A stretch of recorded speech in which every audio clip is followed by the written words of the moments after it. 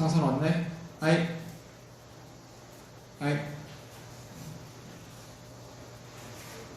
뭐 그래요.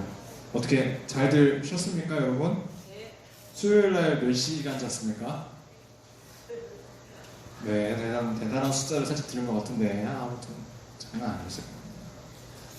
아 근데 그 수련회 끝났다고 주일날 오자마자 와갖고 사인도 안 부르고 여러분 그러면 안 됩니다. 수련회 때만 그러려고 수련회 모이는 거 아니에요. 수련회 모이는 이유는 그때 잘하려고 하는 게 아니라 나와서 더 잘하고 삶 가운데 더 나아가서 말씀을 실천하고 사랑을 실천하기 위해서 모이는 겁니다, 여러분. 제가 다음 주에 다시 보겠습니다.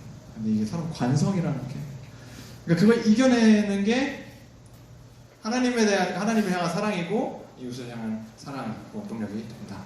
자, 그래요. 그때 수련회 때의 그 찬양의 기쁨, 그 말씀들, 또 우리가 간구했던 기도들을 여러분이 기억하면서 살아나갔으면 좋겠어요.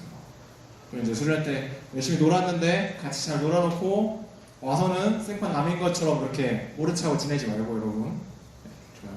오늘 말씀 보도록 하겠습니다. 1절에 뭐라고 시작하냐면 이스라엘 집이여라고 시작합니다. 집이라는 단어가 그냥 우리가 사는 집이라는 단어를 포함해서 여러 가지 의미를 가지고 있는데 조금 더 광의적으로는 공동체의 의미도 가지고 있습니다. 그래서 오늘 말씀은 약간 그런 공동체로 이해를 해도 괜찮아요. 하나님의 백성 공동체여 너희는 말씀을 들으라. 예레미야가 저번에 예레미야 처음 할 때 예레미야가 남유다의 예언을 선포하는 선지자였는데 유다 집이 아니라 이스라엘 집이라고 말을 하는 게 더 넓은 의미로서 정말 하나님의 백성이라는 그 정체성 가운데 이 말씀을 선포하고 있는 거라고 알 수 있습니다. 자, 그렇게 따지면 이런 차원에서 이 말씀은 우리에게도 해당되는 말씀이 되겠죠. 그 말씀이 무엇이냐 하고 2절을 봅시다. 2절에 보면 여러 나라의 길을 배우지 말라. 그리고 이방 사람들에 대해서 얘기합니다. 이방 사람들, 그 여러 나라의 사람들은 하늘의 징조, 천둥번개나 아니면 점성술이라든지 그런 것들 포함할 수 있겠죠. 이런 것들을 두려워하지만 너희는 두려워하지 말라. 지금 우리 입장에서 보면 굳이 두려워할 게 있나 싶죠?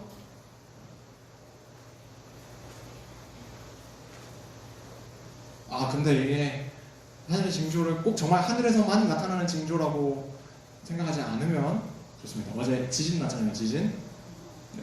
그런 것도 이 당시 사람들이 두려워하던 징조이긴 합니다. 근데 왜 두려워하지 말라고 했을까?는 길을 배우지 말라라는 말이 중요합니다. 시편 1편에는 이런 말씀이 있어요. 넘겨주세요. 같이 읽어봅시다. 시작. 복 있는 사람은 악인들의 꾀를 따르지 아니하며 죄인들의 길에 서지 아니하며 오만한 자들의 자리에 앉지 아니하고. 시편이 시잖아요. 자, 그러면 이제 시의 특징상 저 악인과 죄인과 오만한 자들은 다 같은 의미입니다. 같은 의미. 죄죠, 죄. 이 죄의 표현을 다르게 표현하면서 반복하면서 행동이 점점 발전돼요. 행동이 어떠냐면 처음에는 꾀를 따라갑니다. 따라서 걸어요. 길을 따라가는 거예요. 죄가 가는 길을. 네, 죄가 가는 길을 따라가다가 어떻게 되냐고요? 두 번째, 그 길에 말씀을 봐야 알지. 앞에 말씀을 봐야 알지. 어떻게 된다고? 길에 따라가다가 두 번째 서게 된다. 세 번째 어떻게 된다? 앉게 된다.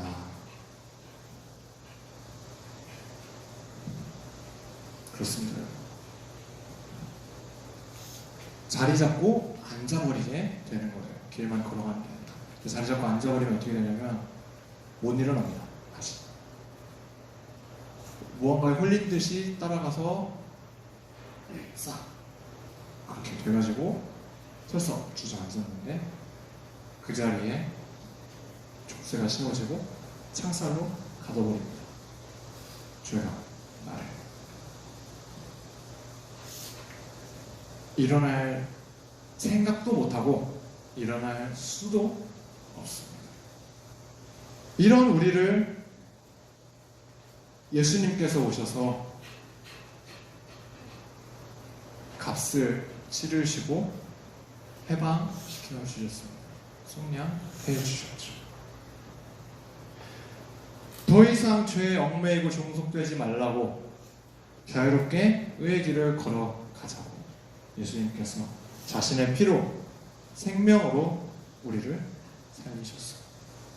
우리가 그분께서 예수님께서 우리를 죄에서 자유케 해주시고 구원을 이루셨다는 것을 언제나 항시 기억하기 바랍니다. 그러면 이제 쳐다보지도 말아야 할 오늘 본문에서 나오는 이방 사람의 길은 무엇일까요? 뭐냐면 뭐예요? 읽었잖아.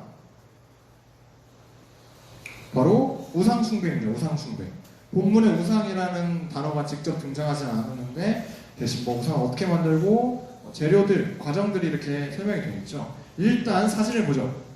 넘겨주세요. 네, 여러분.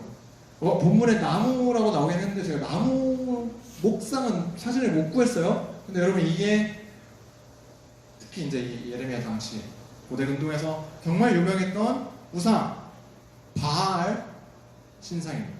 바알. 여러분 어때요? 섬기고 싶은 마음이 막 샘솟아요. 막 제가 나를 막 내 삶을 막 지켜주고 보호해줄 수 있을 것 같습니까, 여러분?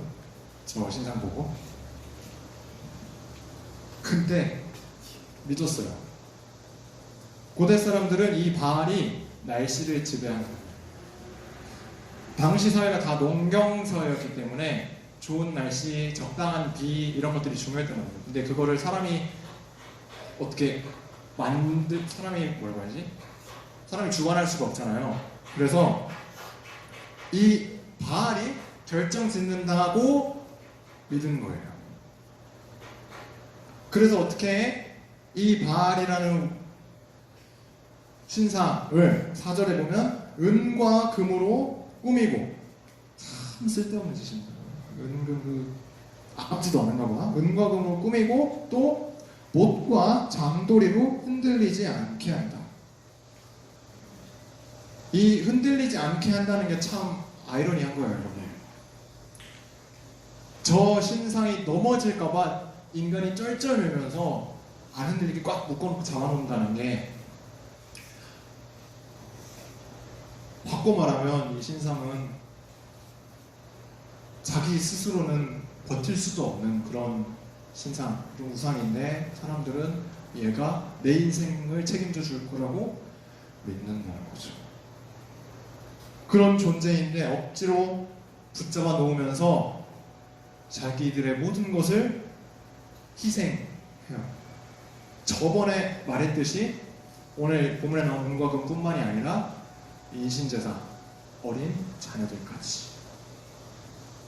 5절에는 이 우상의 무능함, 사실 무능이라고 하기에도 웃겨요. 아무것도 없는데 뭘 능력이 있고 없고 따질 게 뭐가 있습니까? 말도 못하고 걷지도 못한다. 사람이 메고 다녀야 한다. 이런 우상이 어떻게 날씨를 중원하고 농사를 잘 되게 아이를 잘 낳게 하고 그럽니까? 비웃음도 안 나오는 그런 상황입니다. 그래서 하나님께서도 말씀을 하셔요. 5절 뒷부분에 보면 뭐라고 나오냐면 그 우상이 너희에게 화도 줄 수 없고 복도 줄 수 없다. 그러니까 열심히 섬길 이유도 없고 특별히 두려워할 필요가 없다. 이것과 대조되는 고백이 7절에 나옵니다. 교수님 고백이 11절 말씀 같이 읽어봅시다. 시작. 이방 사람들의 왕이시여 주를 경외하지 아니할 자가 누구리이까 이는 주께 당연한 일이라. 여러 나라와 여러 왕국들의 지혜로운 자들 가운데 주와 같은 이가 없음이니이다.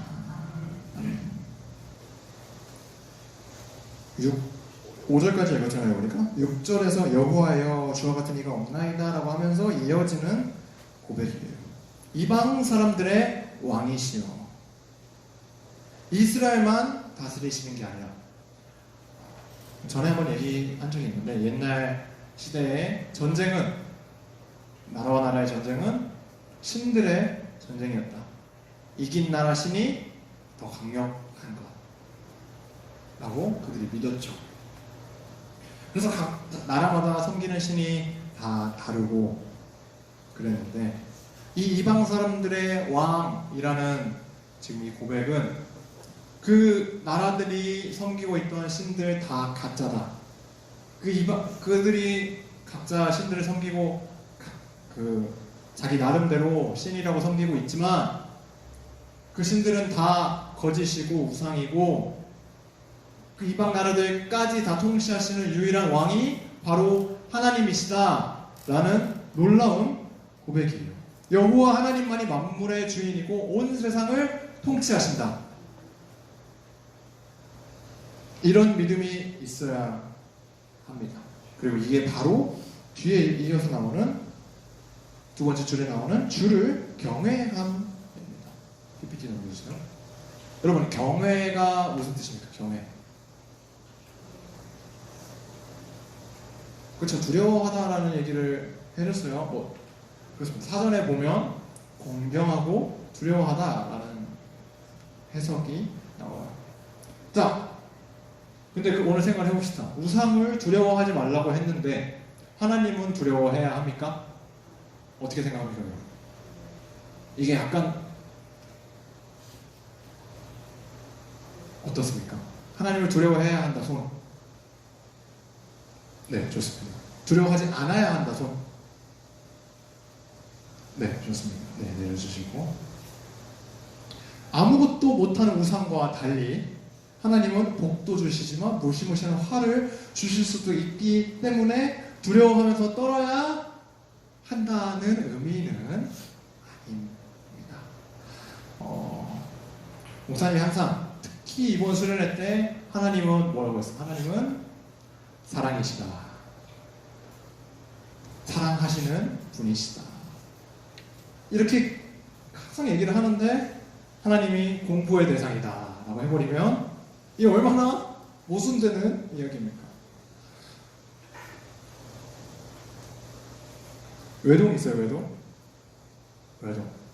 형제자매 보시죠. 외동이다. 하나, 둘, 셋. 셋밖에 없어? 오, 다 형제가 있어? 대단한 부모님들이 계십니다. 네, 좋습니다. 저도 외동이란 말이죠. 저도 외동이에요. 그래서 이제 참 감사하게 사랑 많이 받고 자랐는데, 우리 아빠가 그제 언급 저번 주에 언급했던 아빠가 진짜 무서운 사람이에요. 진짜 무서운 사람. 정말 잘해주시거든요. 하나밖에 없는 아들 진짜 사랑해주시고 잘해주시는데 어렸을 때 이제 혼날 때 보면 그 혼나는 그 순간은 진짜 맹수라는 표현이 어울릴 정도로 진짜 무시무시합니다. 그걸 생각하면 두려운 마음이 들죠. 근데 제가 아빠랑 같이 살면서 막 벌벌벌 떨면서 살지는 않아요. 왜냐하면 나를 사랑하시는 걸 아니까. 그리고 그렇게 무섭게 혼을 냈던 건 나를 미워하고 나를 싫어해서가 아니라 내가 잘못한 모습, 나의 죄를 바라지 않으시고 싫어하셨기 때문에 그러지 말라고 하는 겁니다. 하나님에 대해서도 우리가 이렇게 이해를 하면 좋아요. 하나님은 사랑하셔요. 저도, 여러분도, 이 온 세상도. 그렇지만 하나님은 죄에 대해서는 용납할 수가 없어요. 하나님의 그 거룩함 때문에 하나님은 그러니까 죄랑 공존을 할 수가 없어. 죄가 하나님 앞에 서면 반드시 멸해지고 심판을 당하게 됩니다. 사실 그래서 죄가 없으면 하나님을 두려워할 필요가 전혀 없어요. 근데 우리 인생이 그러지는 못해요. 항상 죄를 짓고 살죠.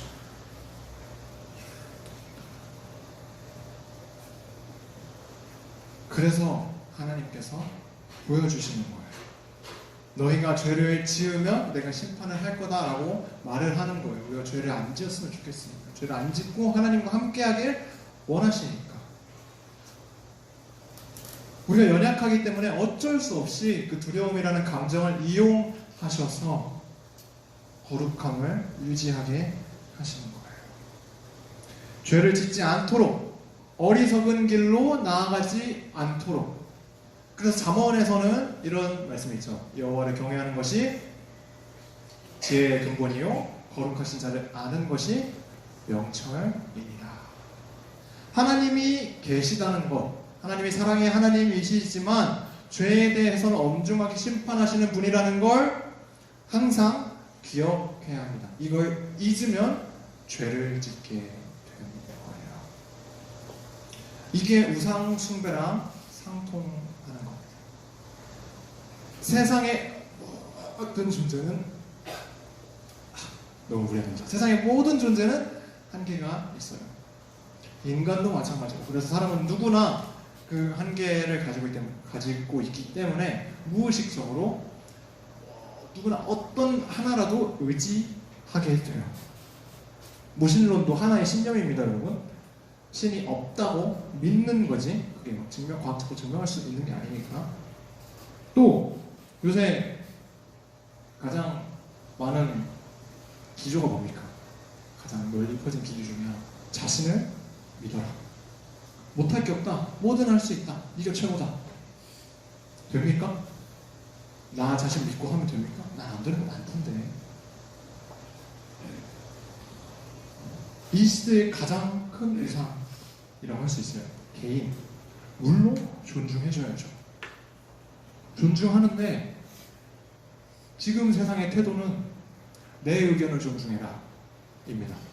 너는 나를 존중해라. 내 생각 틀렸다고 말하지 마라 라고 하면서 남들이 말하는 거를 너는 왜 그런 말 하냐 이런 식으로 나오죠.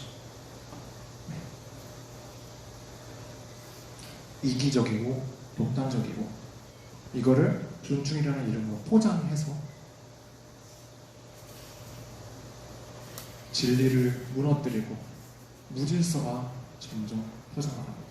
자기 소견에 오른 대로 사사기 시대가 이 시대와 다르지 않아요. 여러분은 어떻습니까? 여러분은 어때요? 여러분의 우상은 뭡니까?